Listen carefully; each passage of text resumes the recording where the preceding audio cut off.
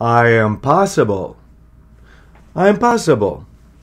Impossible. Welcome to Web Handling. My name is Dave Roysum. I am super excited to share a secret. That is, sometimes what you are asked to do should not or cannot even be done. By this I mean that economics will not allow solutions that are more expensive than the problem itself. By that I mean physics will not allow some problems to be solved at all within the constraints imposed by product, process, or customer. I know your time is precious, so let's get started. There are 3 levels of can't, and you should know precisely which one or ones apply. The first is when the boss or the customer tells you that you can't. This is improper English. The better word choice for these cases are shall not. You shall not, for example, increase product weight or thickness to combat wrinkling. You shall not, for example, go to your customer and ask them to align a crooked roller that is causing the wrinkles. It is physically possible to change weight or align rollers, and both might solve the wrinkle problem, but you are not allowed those options. The second level of can't is more than a bit steeper than the first, and that is economics. Many options might solve the problem, but the cost of the medicine is more expensive than living with the disease. An example here is if the problem was $100,000 in waste every year, a $1 million machine upgrade would not be an option. Payback periods on capital are on the order of 1 to 2 years. That is why I commonly ask, how expensive is the problem? Not because it edits our thinking when figuring out the mechanics of the problem, step 3 of troubleshooting, and what the options are, step 4 of troubleshooting. Rather, it is to know what options are economically viable in step 5 of troubleshooting, which is decision making. The third and last level of can't is more than impossibly steep. It is literally and physically impossible. That is, any options that break the laws of physics are not really options at all. Seeing these so-called options indicates that the problem-solving process is either incomplete or totally broken. These physically impossible situations are the focus of this paper. To clarify the situation with this top level 3 can't, let me quote the great sage Dilbert from the comic strip by Scott Adams. We didn't include engineers in the product planning sessions because we were art history majors in college. Party! How soon do you think you can build that cloak of invisibility? Let the man think, Clover. Are there impossible products out there? The answer is yes, but not for long. They will die somewhere between pilot scale testing and the first attempts to run an order on the commercial machines. Let us warm up with a single, somewhat simple component, a motor. Here you can control speed, but then torque must float. Or you can control torque, but then speed must float. Yes, of course, you can monitor, limit, or even shut down on the secondary parameters, but then you would give up control of the primary parameter at that time. This next example is sort of similar to the last one, but involves the web's response to the motor rather than the motor itself.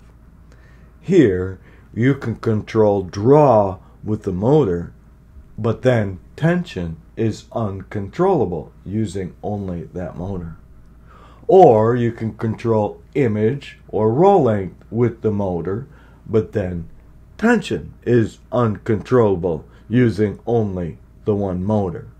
Or you can control tension with the motor, but then image length is uncontrollable using only the motor. Of course, the printers know how to get tension and image length roughly within reasonable limits, but then they must add other parameters to do this, such as selecting print cylinder diameters quite closely. So, why can't we control torque and speed at the same time, or tension and draw at the same time, or tension and image length at the same time? The answer is simple. One actuator can't control two things at once. So, as we will see, the product process developer and troubleshooter alike must be able to count the number of independently adjustable parameters for that system and compare that to the number of independent goals for that system.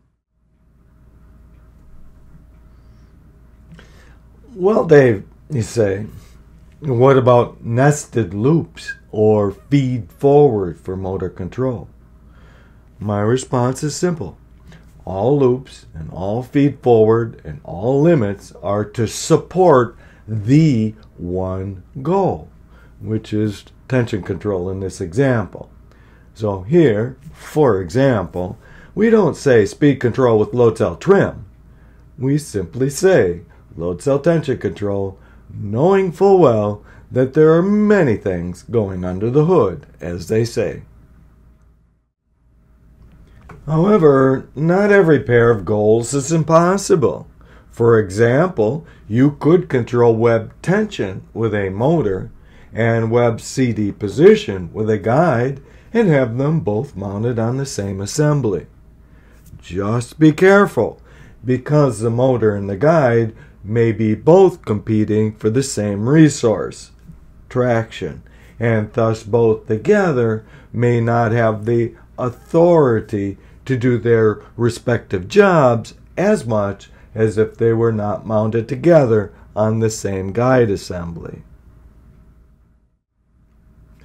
Can tension be too high and too low at the same time?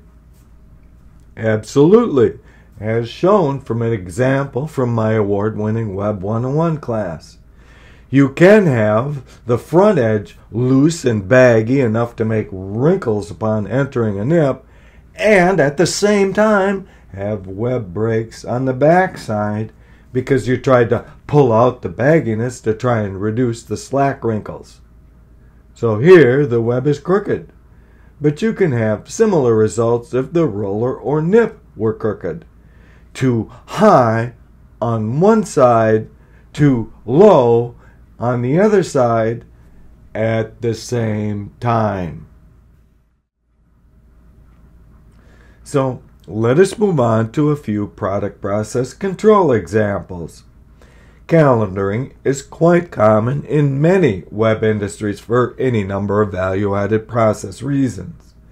Yet it is often poorly understood by product process designers and troubleshooters alike. Let us begin with the familiar. The calendaring machine has many knobs or adjustments that affect the amount of calendaring. However, that view gives the illusion, yes, illusion, that you have more control than you really have. What you really have is many machine knobs. that all pretty much do the same thing. More or less calendaring as a process. Many machine knobs all pretty much doing the same thing, but usually only one process knob. Curl is another common problem. While there are 5 totally different types of curl, we will cover laminator curl here only.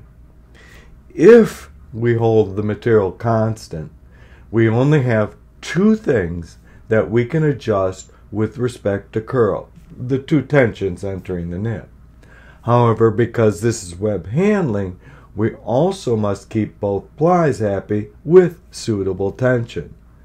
Thus, we have 2 independent knobs, tension A and tension B, and 2 independent goals, keeping A happy and keeping B happy by not over or under tensioning.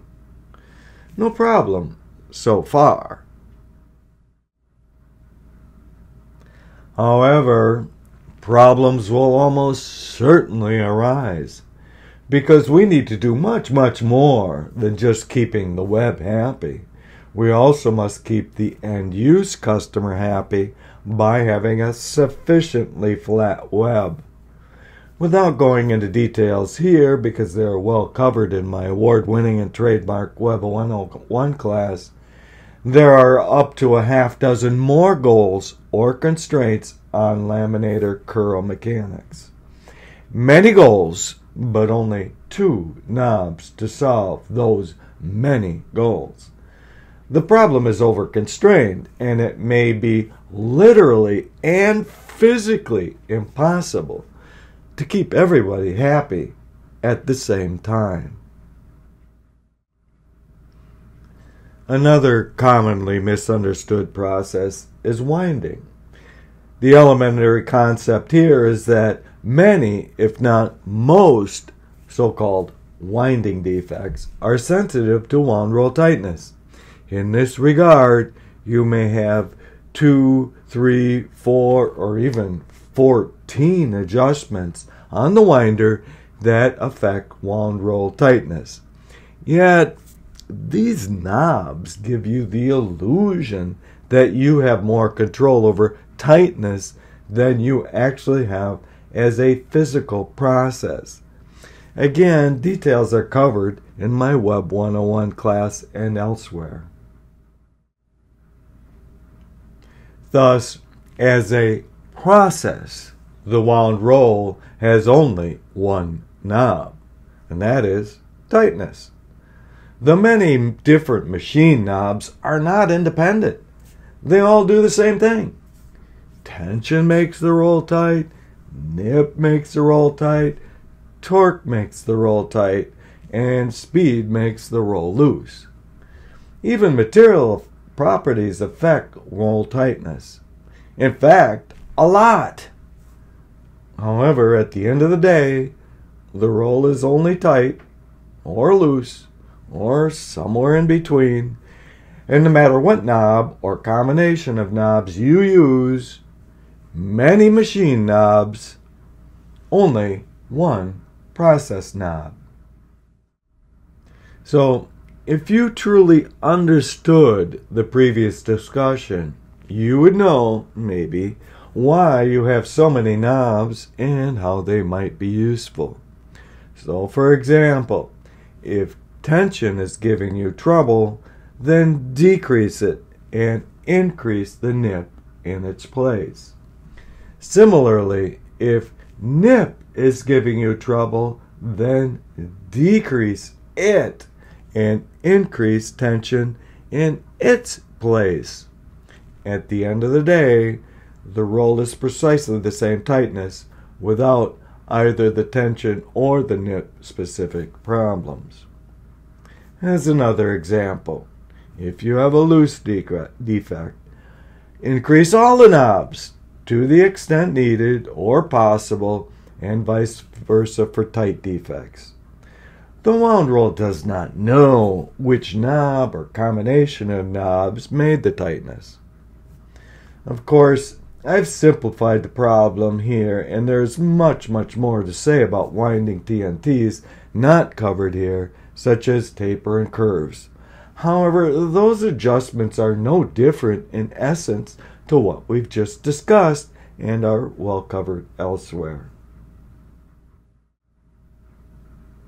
A few slides ago, we showed that a web can be too tight and too loose in the same section of a machine. We have quite similar occurrences in winding. That is, a tight defect on one end of a roll and a loose defect on the other end of the same roll. Adjusting the TNTs and curves here are not going to significantly affect this overconstraint because tightening the roll to fix a loose defect on one end will just make the tight defect on the other end even worse. A more subtle roll product specification faux pas, not allowed by physics, is to specify roll length and roll diameter at the same time. Can't be done unless you let material thickness or roll tightness float or vary. However, what you might be able to control is a tight defect on the top of a roll and a loose defect on the bottom of the roll. That is because tightness at the top and bottom can be adjusted independently using taper or curves. However, these again are advanced concepts we don't have time to detail here, and we have no need to because they are covered elsewhere. Yes, I know we covered these advanced product process design and troubleshooting concepts rather quickly. However, you can replay the video again to pull out more details. Better yet, you can take my award-winning and trademarked Web 101 class for much more of the details. Thank you so very much for allowing me to share a few impossible, literally and physically impossible situations. I hope these examples will be useful when designing products and troubleshooting processes. See you next time.